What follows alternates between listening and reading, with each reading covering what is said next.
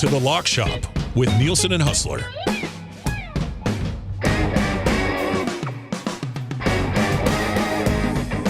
All right, it is 11:04 on The Lock Shop. We are presented to you by our great partners over at Play Alberta. If you have not yet signed up for an account, please do download the app as well. If you haven't already, we are locked into a long-term deal with Play Alberta, so you're going to hear us talk about them a lot, so you might as well hop on board because we've got a great relationship with them, and we're going to continue to help them make the book even that much better, which is a very unique conversation that we're able to have. We've got a couple of specials already locked and loaded. If you haven't used our code for the month, it is EST Sports. That'll get you a $50 free bet on just a $20 deposit. If you haven't used the code YEG50, deposit $5, and that'll get you a $50 free bet. And if you want to try to dabble in the casino a little bit, and there's some fun games over there. If you want to dabble in the casino, use the code EST Casino on a $20 deposit. We'll get you $50 as well. A couple of EST specials that are already up. We'll have some NBA and some CFL stuff tomorrow. Sticking with Major League Baseball tonight, the Toronto Blue Jays walked it off in the ninth last night with home runs from Bo Bichette and Barger. We are on the Blue Jays to win and Barger with a hit at plus 165. Dusty's play of the day is up as well. That is Houston to win by 2 runs. It's minus 118. That's the run line in baseball. And I had a great call yesterday with Game Sense. And we were talking about doing some videos on the ins and outs, the how-to of betting, because I know some people have asked about that. So that might be something we're doing in the near future here. But yeah, my play today, the Astros to win by 2 runs or more, minus 118. They've won 4 of 5 against the A's, and all 4 of those wins were by 2 runs or more. So I'm kind of going with the trend there. So Astros to win by 2 or more, minus 118. Blue Jays on the money line, and Barger with a hit, plus 165. Sorry to everybody who had Oilers futures and they did not cash. And really, I mean, it wasn't even close. The Florida Panthers, outstanding hockey team. And the Oilers are an excellent team as well. They walked the West. Biggest test they had was falling behind 2-0 against the Kings. And then it was gentleman sweep. And then the Florida Panthers, with everybody at their disposal, simply too much to handle in last night's hockey game. There will be a ton of discussion on off-season moves and all that fun stuff that we usually go through. The draft is coming up right away. The Oilers only have a 3rd-round pick, a 6th, and a 7th. So I don't know how active they will be there, but obviously free agency just around the corner. They got to get something done with Bouchard. They got to get something done with, they don't have to get something done this summer with McDavid, but it'd be great if they did. I know there's continuous reports from Friedman that they're going to get Frederick done on a long-term extension, but that better not cost too much because he was a non-factor as well. But yeah, well, lots to get to. Let's bring in Huss from Winnipeg Sports Talk. Huss, tough morning in the city, losing a 2nd consecutive Stanley Cup final to the exact same team. Hasn't happened since the late 70s, but we have got to witness that here in Edmonton. First thing I said on the show this morning was just like, tip your hat to Florida Panthers. Absolute wagon. My God. I mean, I don't know. Obviously, I mean, nobody's beat them for 2 years, so I don't think there's any shame in losing to them, but man, are they impressive. Yeah, listen, I mean, at a certain point, you just have to recognize that that was a team that is absolutely built for the Stanley Cup playoffs, and they did it again. They were incredible, but I mean, to all the Oiler fans and the nasties of Edmonton Sports Talk, we were talking last night, after the game, with some Jet fans here. I'm like, we sort of had some fun with the fact that the misery index of Jet fans after the 2nd round, the way they won the 1st round and, bowing out, albeit in overtime, but with a real emotional performance by the team after Mark Scheifele's dad passed away. It was, people felt relatively good about the season overall, and, as disappointing as it was. And then we were kind of saying, well, what would you rather do? Go out the way the Jets did or do what the Oilers did and get all the way to the end and miss by such a close margin? And we said, what are we talking about here? Of course you'd want to be in the Stanley Cup. Of course you want to be Western Conference champions. Of course you want to give your fans an extra month of incredible victories and excitement, which is exactly what the team did. Like, I know we live in sort of a ring chasing culture in sports today. But man, the Edmonton Oilers are a special hockey club with some incredible players on it. And there's absolutely no shame in falling up short to a team like the Florida Panthers. Because, I mean, dude, in 10 years, in 20 years, I think we'll look back at this Panthers team as one of the truly special, great periods of greatness in National Hockey League history. This is a team that they don't maybe have that superstar of a McDavid. Well, frankly, nobody has a McDavid. Yeah. But they are built with a ton of incredible players. They're so deep. I mean, they're 1-9 can't be touched in the NHL. It's not even close. I don't know who would even come close to that top 9. No, like I mean, and we saw it. And listen, there's a lot of variables. I'm not going to sit. I mean, I know some people are saying, "Oh, this, it wasn't even close." Well, I mean, there was 3 games in overtime. I mean, there was a couple games that Florida really handled it. Last night was one of them. But overall, an incredible run for the Oils. The Oil. I know that people are probably really disappointed and sort of down today, but you're still going to be going to training camp next year with a very hungry team, with 2 of the best players in the world, and let's face it, they're not far off. Game 7 last year, Game 6 this year. There's a lot to love about what the Oilers did. I will say this, as a Jet fan, I'm disappointed that the Oilers didn't win this, because I have absolutely no doubt that Connor McDavid and Leon Draisaitl are going to be holding that cup up at a certain point. Yeah. And, now it does feel like, I mean, as bad as you guys feel right now, if you're elsewhere in the West, it feels inevitable at some point that this team is going to do it. And if you're another team, you're like, okay, never mind the Panthers.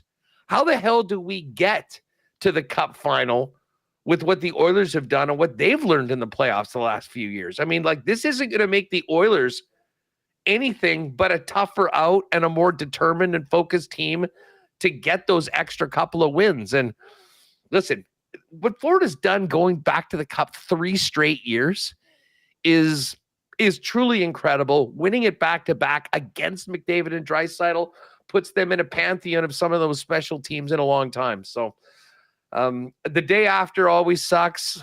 I know there's probably some long faces around there, but I'm sure that given some time, as disappointing as it was not to win, what an incredible 2 years for this hockey club right now. And hard not to think that, with where these players are in their careers, that there's not more exciting big wins to come, and hopefully 1 or 2 more playoff wins for Oiler fans to finally see this team get back on top. See, this is a very valuable message from Huss today. Barbershop Window says, this guy gets it. Big Uke says, thank you, Papa Huss. Your words brighten the skies ahead. But I am looking across here at a YouTube Trev who's not moved from his chair in about 5 hours, absolutely distraught. Trev, you don't even have to talk, but listening to Huss there, did it make you feel a little bit better? Just yes or no? A little bit. He said, yeah, a little bit. Yeah, a little bit. So hopefully brightening the day of young YouTube Trev, who's taking the loss pretty hard today. Uncle Jesse taking the loss hard. He goes, I had the Oilers to win the cup at plus 2,500 after game 2 of round 1. I would have really liked to hit that one. This text is in, first time they've ever texted in, somewhere in the States. I love it. Probably down in Florida. We found the one Florida Panthers fan. They've texted in today, said, sorry guys, maybe you will win after you become the 51st state. 33 years, eh? Finished. Rebuild now. So I do like that as well. Nazdarova is in and says, I lost 15 grand on this tragic franchise during the run. I'm just as pathetic as they are. Nazdarova, you're not pathetic. And I don't know if you lost that 15 grand like through work or tickets or whatever. But remember, if it was sports betting, use your game sense when you're betting on sports. Hey, Huss, you got to be smart about it. Yeah. The one thing, it's funny that we guys mentioned that in the price tag. Oiler fans were incredible. Well, the majority of it, the one thing, we never really brought this up, but I don't understand why, You have these incredible atmospheres, this rockin' building, and seemingly every single time I would go to my social media afterwards, I'd see videos of Oiler fans beating the hell out of each other. Yeah. That was just a very strange side part, but for the 99% that weren't beating the hell out of each other, runs like this to the Cup final can borderline bankrupt fans. So the one thing you'll have to, if you're going to lose, at least you didn't spend $2,000 on a Game 7 ticket. We'll say that. Save the city about, I don't even know what the math would have been on how much they were making off tickets for the capacity of that building, but saved the city a lot of money. Well, and listen, I mean, Edmonton, comparatively, I think has pretty high ticket prices, concession prices, a lot of those things. And listen, I guess it comes when you've got superstars like Draisaitl and obviously Connor McDavid. Got to pay for all that stuff somehow, and you've obviously got that beautiful new building. But man, it is like, as someone that has season tickets here, and I think we were pretty fortunate. I think the organization kind of understood where our city is and the fan base is, and didn't kind of took the pedal off a little bit when it came to grinding everyone at every single area for every cent. Yeah, that's not the case here.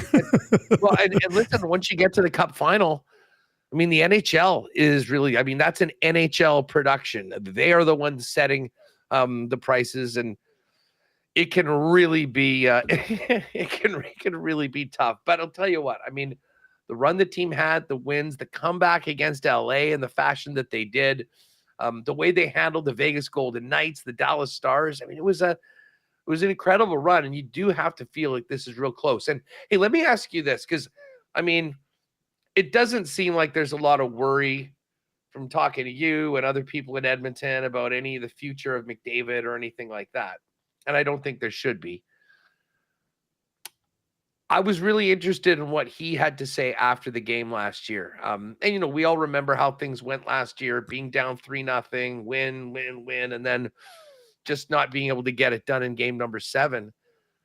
I kind of sensed a level of maturity in McDavid in his comments afterwards that, you know, he tipped his cap to the Florida Panthers, a great hockey team to do it. But I really do feel like, you know, McDavid, having been there twice, there is a real belief in him that he and this hockey team is going to get it done at a certain point. And the bottom line is there's 32 teams in the National Hockey League. One team wins. One team is going to make it all the way and be devastated at the end. And unfortunately for the Oilers, that's where they are. But it says something that they were in back-to-back Cup finals.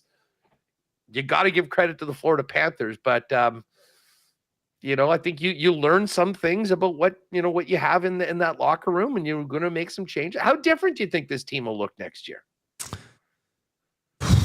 You know, we were talking about that for like the last 2 hours here between shows, those of us who weren't on the Hangout, and it's weird to say, you know, oh, they need to be drastically different because they've been the best team in the West for the last 2 years. So they're a really good hockey team.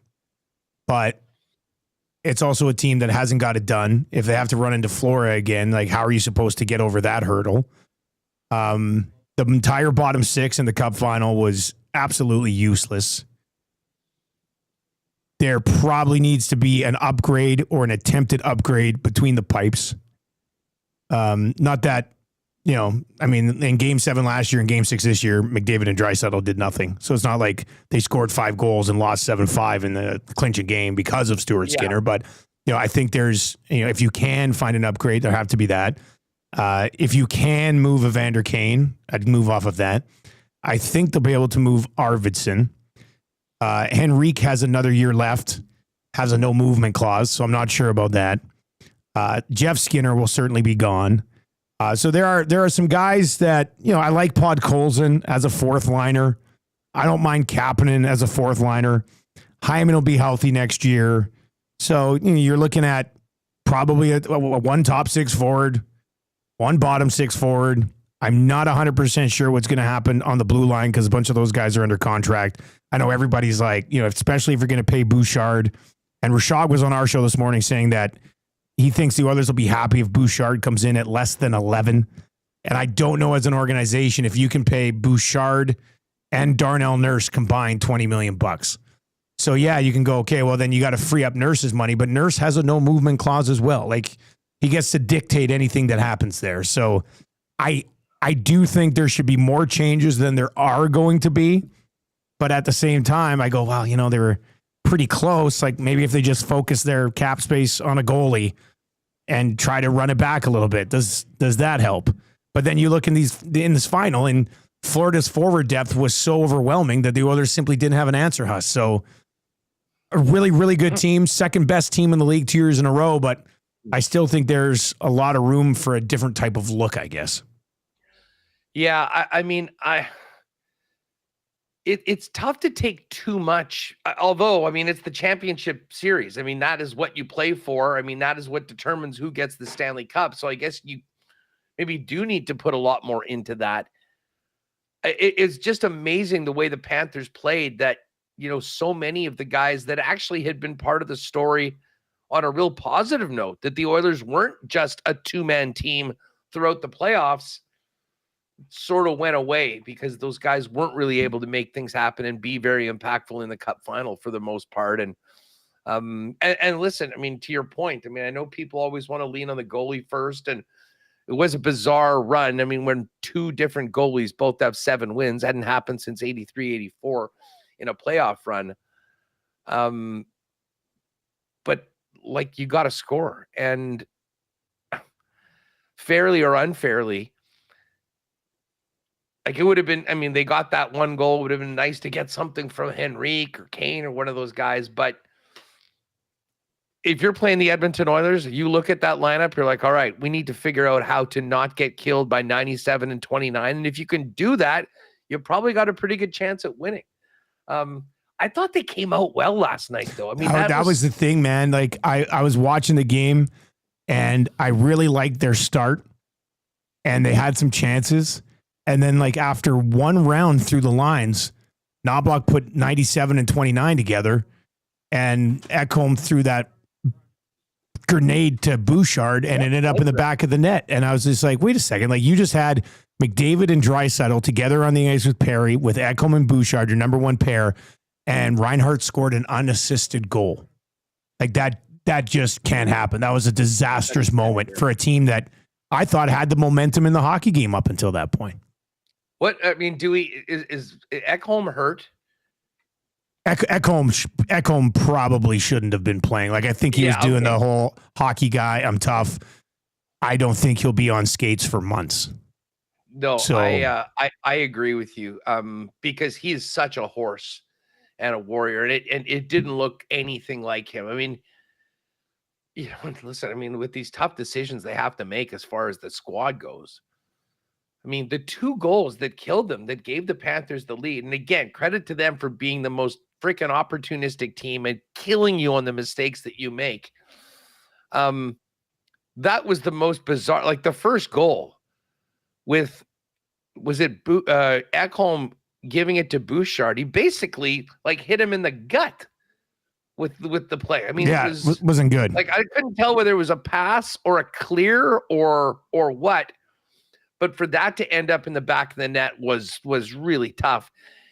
And then, the second goal, that just started off with Bouchard, trying to make a play and ended up putting it into a Florida Panther and it going back the other way. And the next thing you know, it's in the net and 2-0. And, that is tough. But you mentioned, potentially $11 million a year for Bouchard. 9.5 for Nurse, 11 for Bouchard, 14 for Draisaitl, and then what's McDavid gonna get? What's the max? It's like 25% of the cap. So that's whatever. Whatever he wants. So that's a ton of money. He's gonna get the biggest contract possible in the NHL, and if you do that, even with the cap going up significantly, what does that leave? Where does that leave the rest of the roster?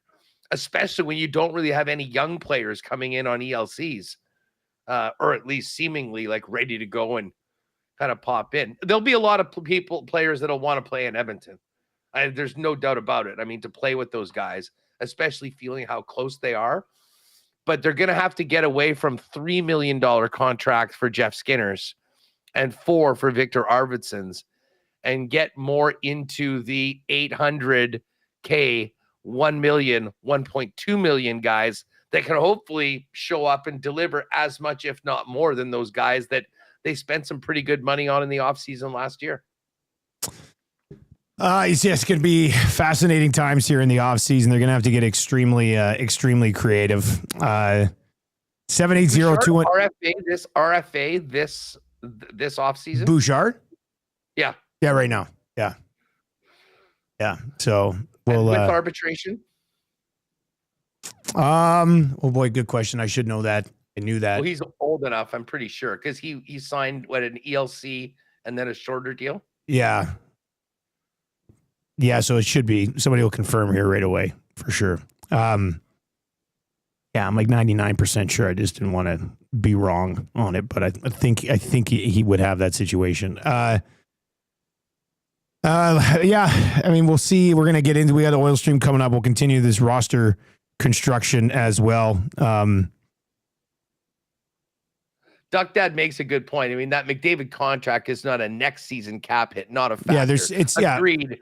But for at the one same more year, point, he's at where he's at. But yeah, I mean, like Nurse, as long as Nurse and Draisaitl are on the books, if you're signing Bouchard and then getting McDavid done, I mean, you can't do anything that prevents you from being able to sign the big deal for McDavid. I mean, that to me is number one. How do you think that goes? Do you think that goes into next year, or like, is there a chance that, early in July they can just put that sucker to bed? Draisaitl signed in September in that same sort of summer window. So I wouldn't be surprised if, go through the summer and then they get something done. I mean, it's going to be the biggest deal in NHL history. It's just a matter of, we were joking around the office. Reed Wilkins was on fire today or something. He goes, you know what I'd like to see? I like to see McDavid take an 8-year minimum or 8-year deal at league minimum. And then Kate's just pay him $150 million under the table somehow, some other way. It's just like, God, that would be incredible, wouldn't it? That would be a lot of fun. So I mean, we could see it get done in July. Draisaitl didn't sign until September, so I don't think we need to be freaking out all summer that it's not done. If the puck drops on next year and it's not done, then some of these discussions that some people have had may become a little bit more legitimate. How much of concern would you have if they gave Bouchard a long-term deal that's 8 figures? Or do you think they have to do it? I don't know if it'll be like the max long-term. I wonder if it ends up being, more like maybe 4 or 5 years-ish, but and the cap is going to start to go up rather drastically. So that helps a team like Edmonton. Bouchard is such an interesting topic because I was on 1050 this morning with Korolnik there, and they asked about, the Bouchard deal, and it's weighing his ridiculous offensive talents and how much they outweigh the liability at times, right? And he was really good for most of these playoffs. He was awful in game 1 against the Kings, and then he was really good, and then last night he did not have a good game. So, I mean, do you just have to suck it up and pay this guy $10 million and then try to figure it out in other fashions on how you can? It's a dangerous game to play, and he's not the perfect defenseman by any stretch of the imagination, but he's insanely elite offensively, and those are the guys who usually get paid. It's super intimidating, I would think, for the Oilers trying to navigate a cap when you've got 2 defensemen combined making $20 million. And there are areas where Evan Bouchard just definitely needs to be better. But the moment you lose him, you're going to be like, okay, they need to find an offensive defenseman. Like, there's nobody, you're not giving Nurse the power play. You're not giving Ekholm the power play. Like, you would need to find somebody to replace him immediately. And I guess maybe you can find that a little bit cheaper, but can it give you the elite status that Bouchard can when he's on offensively? It's yeah, man. I don't know. The Bouchard contract is going to be fascinating. I cannot wait for the reaction in this city. Like, there were people today on the text line and in the chat, and we had Rashog on this morning from Florida, and he said, if the Oilers will probably be happy if it comes in under 11. But I also don't know a world where you can pay this guy 11.5 million bucks, man.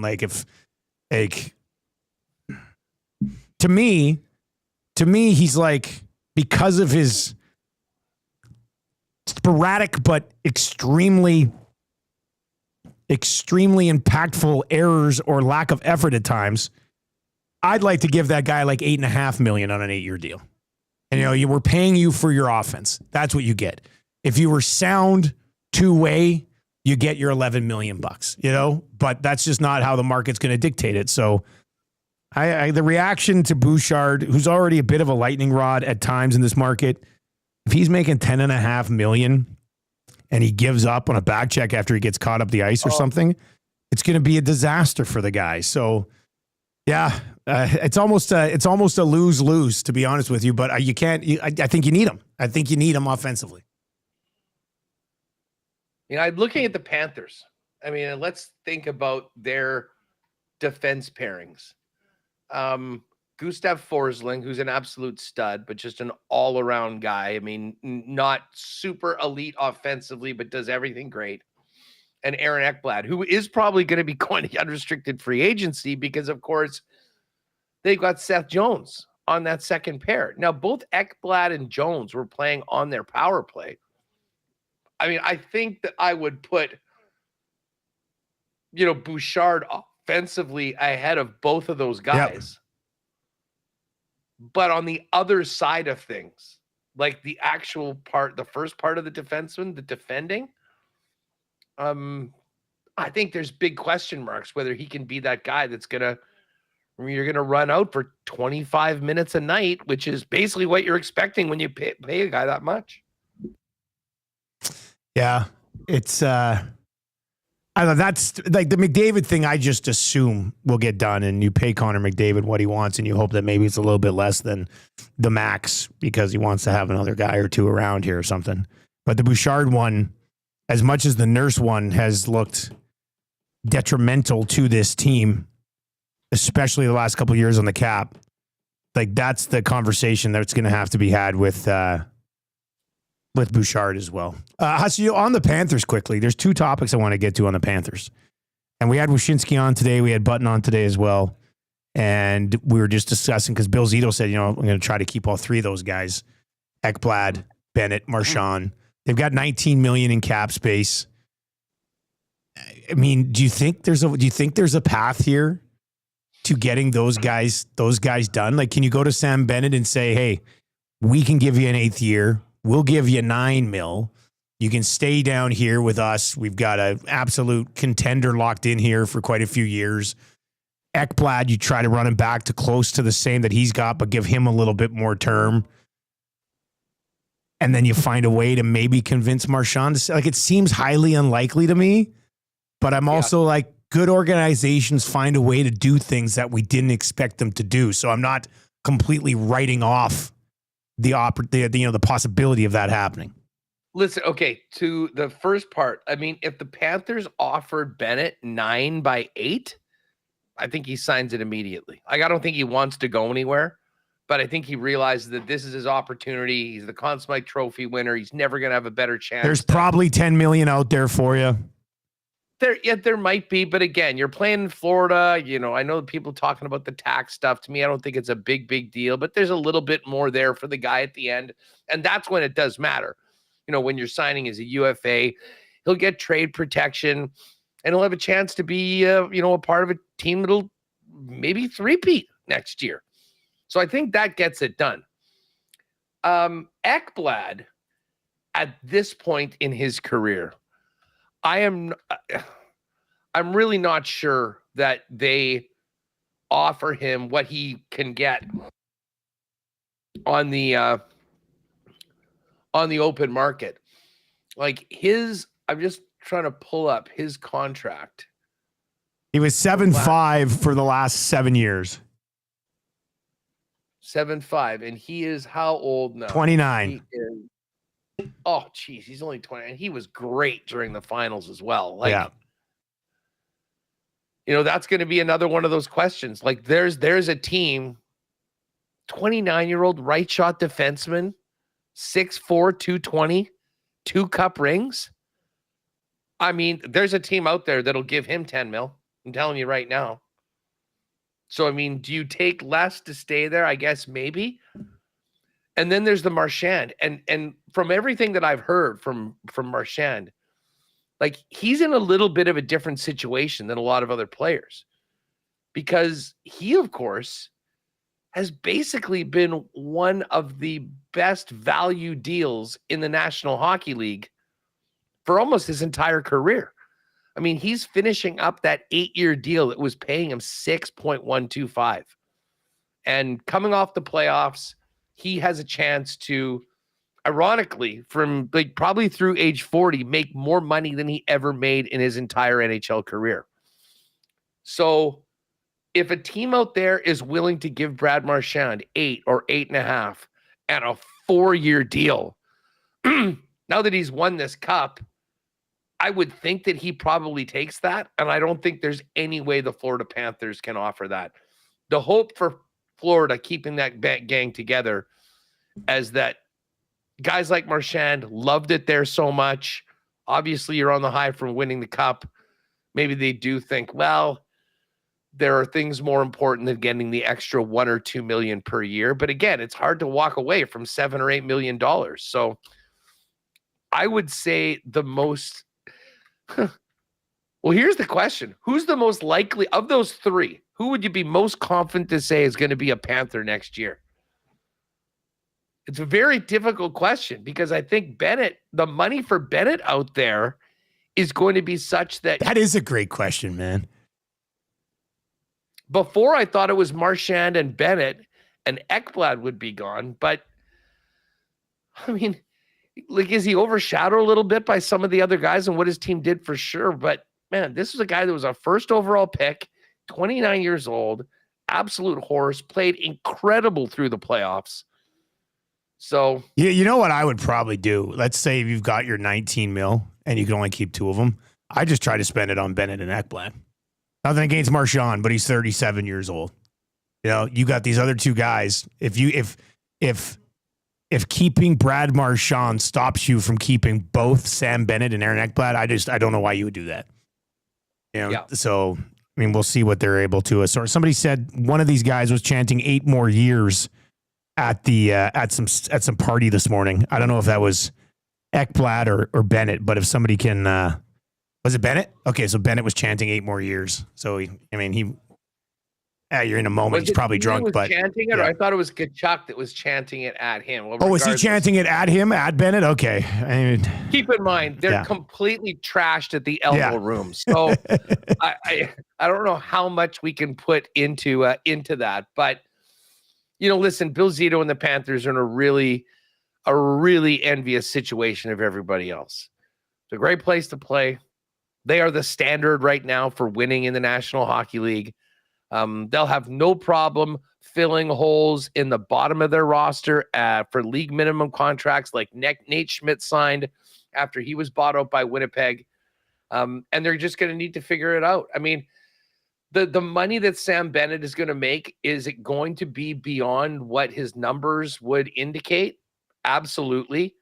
Ask anybody that just watched what he did for that team again in the Stanley Cup playoffs. Is it worth it?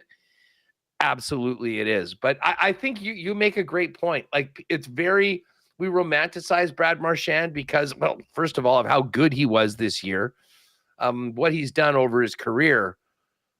But you make a great point. Can you risk losing a stud top pairing right shot defenseman or a Sam Bennett to keep a guy that, as great as he was at 37 years old, you're assuming and hoping that he'll be able to do that for 4 more seasons into his 40s. If you respect for Brad Marchand, that's tough to. Yeah, if you have the money to keep 2 of them and only 2 of them, then the answer is simple to me. It's Bennett and Ekblad, and you try to add a poor man's Brad Marchand at the deadline next year. Something along those lines. Here's the thing with Florida. You talk about the spot that Bill Zito's in. So, they have to get Bennett done. They have to get Ekblad done. But the rest of this core group, man, are all locked up to 2030 and beyond. So it's not like, Kachuk's coming up. Barkov's coming up. Barkov's locked in at 10 until 2030. Kachuk's locked in at 9.5 until 2030. Reinhardt's locked in at 8.6 until 2032. Verhaeghe's a $7 million guy until 2033. Lindell is locked in at $5 million. He's only 23 years old until 2030. Seth Jones won't be an unrestricted free agent until 2030. He's at 7. Forsling's locked up until 2032 at 5.75. So if you think about it, you give Ekblad you give Ekblad and Bennett their numbers. None of your other core guys will need to be redone for the next 4 seasons, and the cap's going to continue to go up. Like, I don't know how you would let Bennett and Ekblad walk at this point. And then, I'm looking at what else they have kind of committed moving forward. Rodriguez has 2 seasons left at 3. Luosterainen has 2 more seasons at 3. And he's only 26. That'll be a guy that they'll definitely want to keep around beyond that. Jesper Boqvist has, 2 seasons, 1.5. Greer and Gadjevich, less than $1 million. And then your UFAs, Marchand and Bennett, who we've talked about, Nico Sturm, Samoskevich, and Thomas Nosek. So they've got that set up. And then on the blue line, let's not forget that the Jones deal included $2 million of salary retention. So he's on the books for only $7 million. Yeah. Forsling is on the books for less than $6 million all the way to 2032. And then they've got Kulikov, who's 34 right now, with 3 more years at 1.15. And Mikkel is the one guy. He's a beast.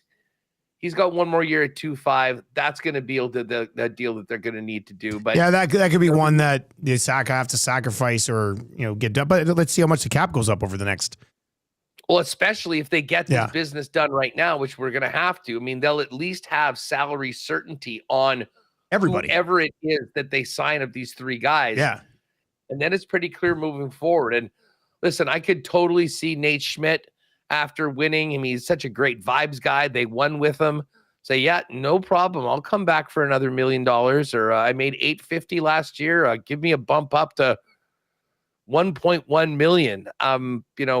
He's made some money, and now he's in pretty much hockey paradise right now. So, and then you got Bobrovsky, who's 36. He's got 1 year left at 10 mil. I could see him sticking around for a couple more years at 6 mil or 7. They'll say, hey, we'll give you a couple more years. You ride it out, maybe go after a 3rd cup. He wins another cup. If he plays at a high level this year, it's going to be hard to say, you know what? Take a pay cut of $4 million after you've just been. I know, but who's gonna drop 10 mil on 38-year-old Bobrovsky though? I mean, that'd be kind of tough to do. I think he's brilliant. He's an amazing goalie. I've always liked him, but 38, I don't think he's gonna get 10 somewhere else. Listen, if he was 3-time defending Stanley Cup champ, if he has a great year next year, goes to the finals 4 years in a row, plays the way that he did. I mean, who knows? Maybe. But I guess the bottom line is, and I guess to your point, I think there are a lot of guys that at that point in their career, after making 10 year after year after year, give me something that's fair. I'll give you guys a bit of the benefit. Stay behind this juggernaut. Yeah, exactly. Yeah, we all know who everyone's chasing. I mean, now here's my question as we get closer to July 1st. We all know what a copycat league the NHL is, and in general, pro sports. I mean, you emulate the team that just won it and try to do it better than them. We've already talked about the value of Sam Bennett, which is far beyond anything that you'd see on his regular season stat sheet.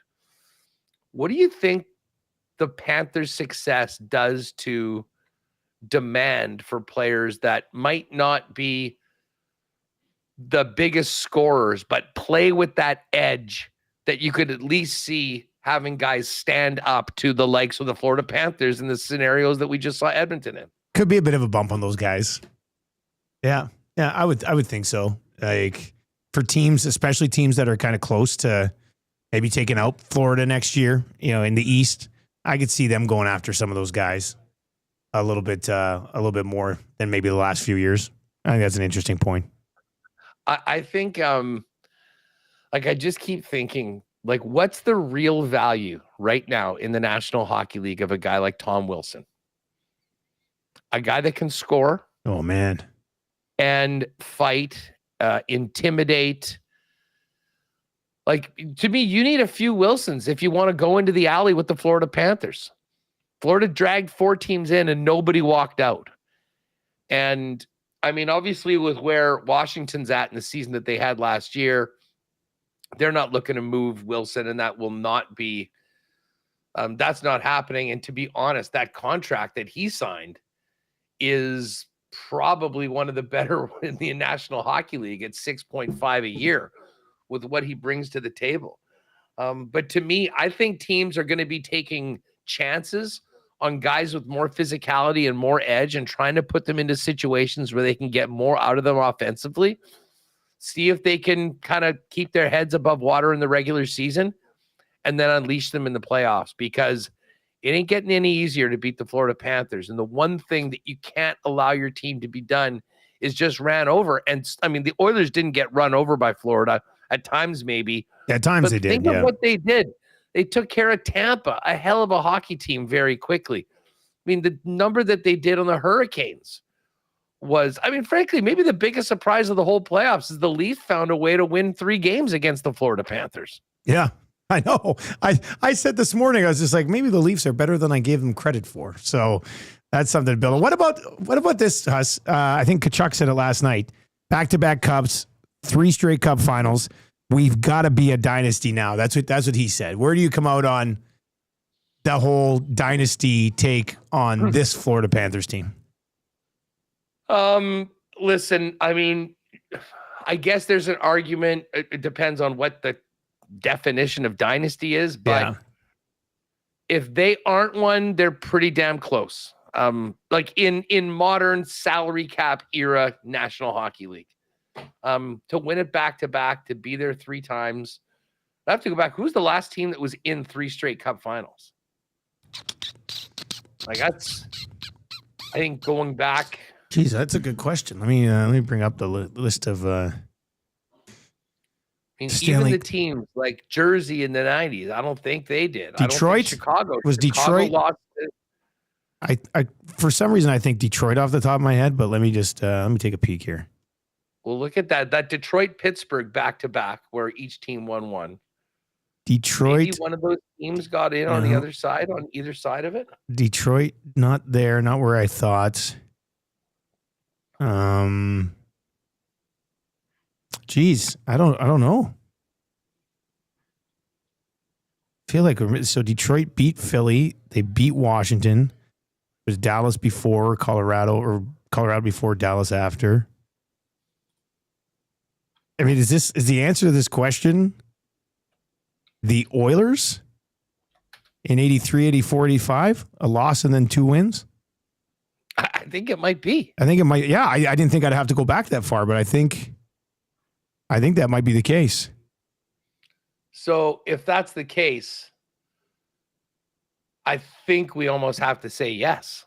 Like at this point right now, winning back to back and being there 3 straight years. Oh no, Tampa Bay. Tampa Bay lost to Colorado. Tampa Bay was looking for the 3-peat, lost to the Avs. That's my bad. Okay. Yeah, it was Tampa. Yeah. And they did have a repeat. And what do we think? I mean, is that in? I don't know. Were we calling Tampa? It's the same thing. I mean, they won 2 and then lost 1. Florida just lost 1 and then won 2. So they won 2 of 3. The bubble. It did. I mean, that was a bubble title. And again, like I don't take anything away from them for doing it. I just think people sort of look at it a little differently. But they're on the verge. I mean, listen, the Oilers had a dynasty. The Islanders had a dynasty.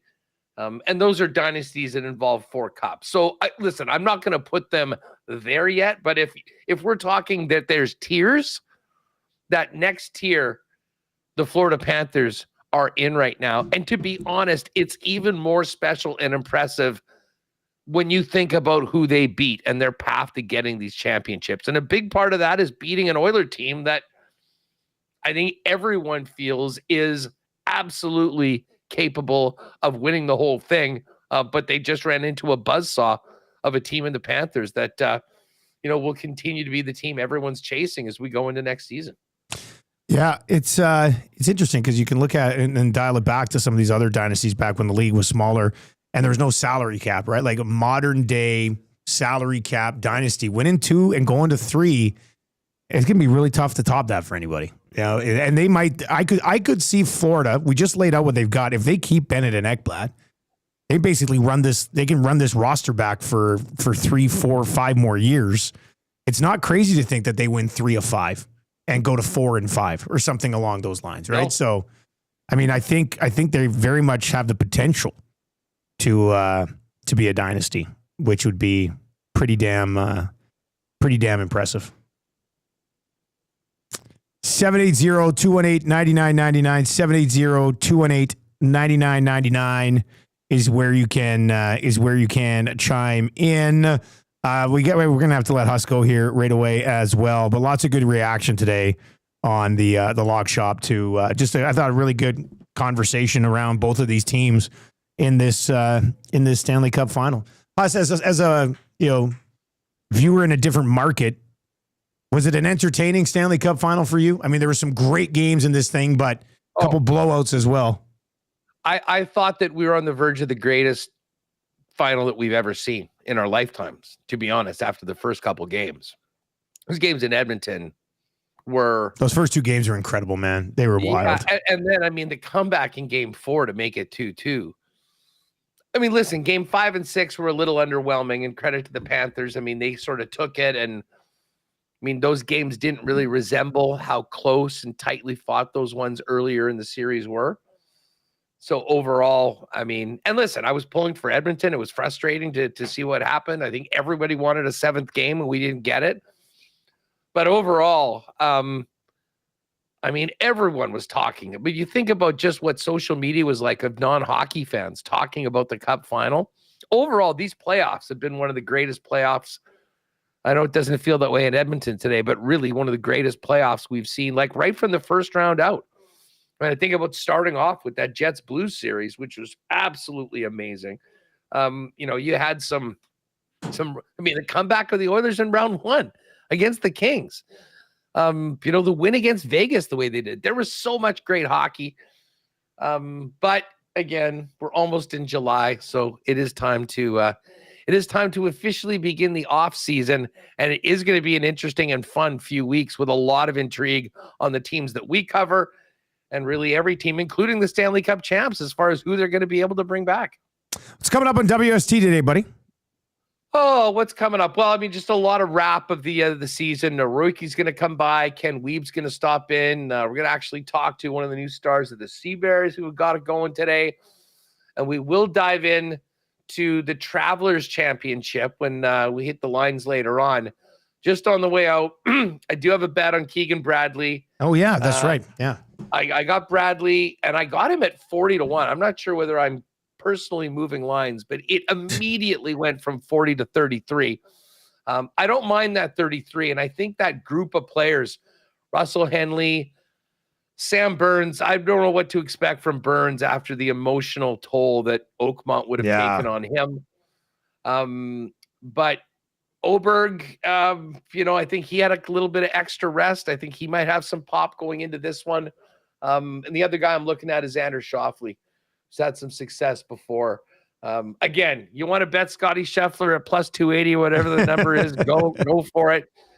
He usually, if he didn't win last week, there's a good chance he wins this week. But if we're taking Scotty out of the mix, certainly not on Rory at 12-1.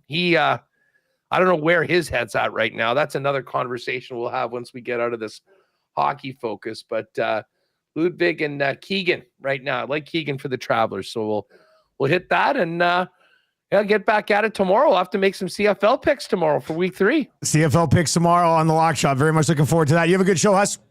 You're here tomorrow, or are you traveling for a I'm gonna no, I don't fly out till Friday. I'm here all week.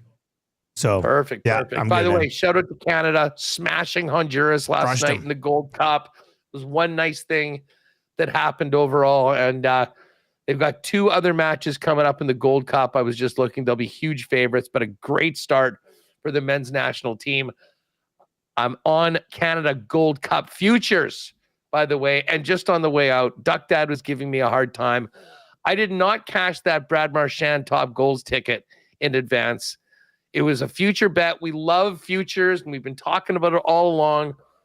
But the fact that for the first time since 1957, since Rocket Richard, a guy had 4 goals, and that's what it took to blow that ticket up. That was it wasn't just Oiler fans that had a miserable night and a bad beat last night. It was me too. So anyways, Sam Reinhart, I'll never forgive you for that. Have a great one, dude. We'll never forgive him either. See you later, buddy. There you go. That's us from Winnipeg Sports Talk coming up at noon today. I'm going to take a couple of his golf plays. I'm going to send it over. I'm going to toss Sepp Straka in there as well. Because what did he say? He said Keegan Bradley. I think he said Xander. Yeah, he said Xander and Straka. So we'll throw something up over there. You'll be able to find that on our EST specials page. And hey, look, a ton more Oiler talk coming up. We've got the oil stream locked and loaded. It's going to be a spicy one for sure. So if you're watching on YouTube, turn on autoplay. That'll take you right on over. If you're listening on TuneIn or iHeart or at EdmontonSportsTalk.com, small dose of a few promos and a little bit of Whale and the Wolf, and then we'll have the oil stream coming up here at noon today. We've got the early bird bet. It's already up. Blue Jays to win. Barger with a hit, plus 165. Dusty's play of the day, the Astros on the run line. That's to win by 2 or more at minus 118. And then I'll throw this top 20 over to our folks at Play Alberta as well. Keegan Bradley, Xander Schauffele, Sepp Straka to all finish top 20 at the Travelers. That'll be up probably in about 15 minutes, right as we're getting locked and loaded and rolling in to the oil stream. Thank you very much for joining us on the Lock Shop today. Best of luck tonight, and we'll talk to you tomorrow.